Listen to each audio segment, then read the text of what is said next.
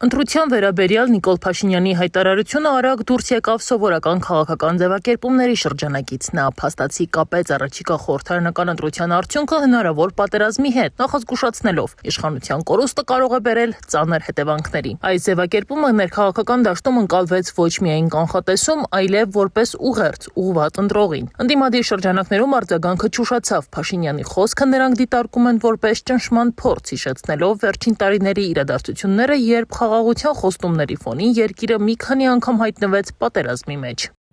Պարոն Փաշինյան, ես ասում եք, եթե ինձ չընտրեք վարչապետ, Ադրբեջանից ինձ պատժեշկա կանեն ու կհարձակվեն Հայաստանի վրա։ Այս մարդ եք բերում մեր վրա։ Պատերազմով եք հայ ժողովրդին սպառնում։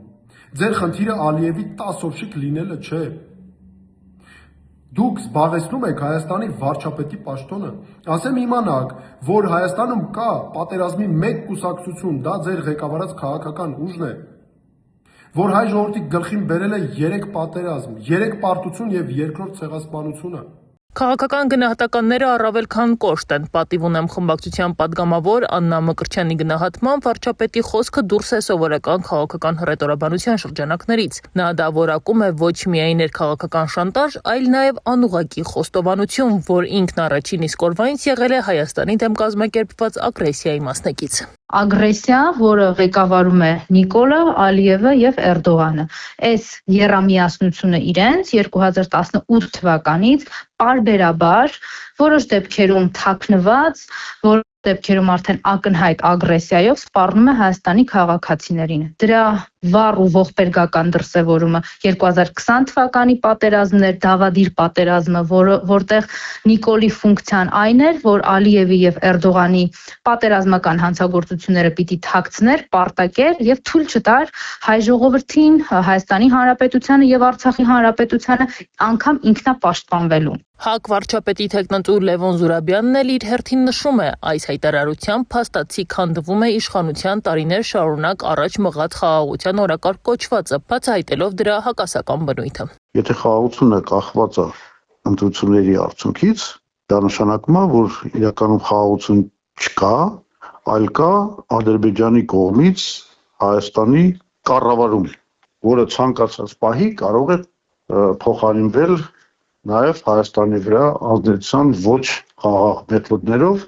այսինքն պատերազմով։ Այնպես որ Փաշինյանը ինքը իր ստեղծված միֆը քանդեց։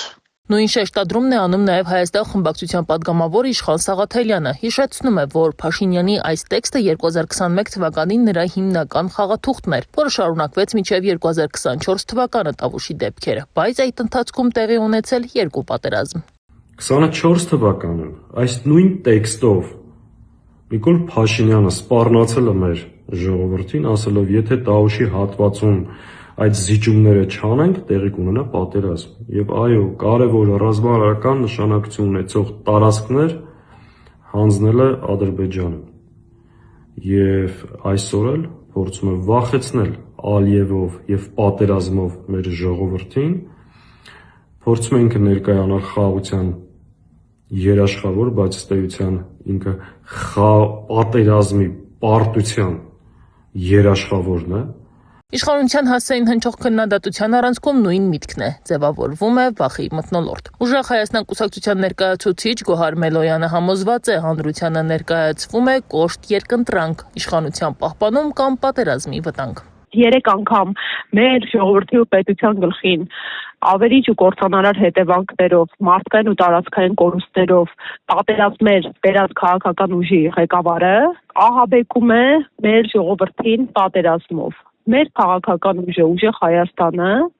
գալիս է ուժեղ խաղաղություն հաստատելու եւ հաջորդ վարչապետ Սամվել Կարապետյանն է երաշխավորելու այդ խաղաղությունը։ Նախընտրական գործընթացը մտնում է մի փուլ, որտեղ ըստ ընդդիմության իշխանությունը քաղաքական պայքարը ձևակերպում է ոչ միայն ծրագրերի ու խոստումների, այլ վախերի եւ սպառնալիքի լեզվով։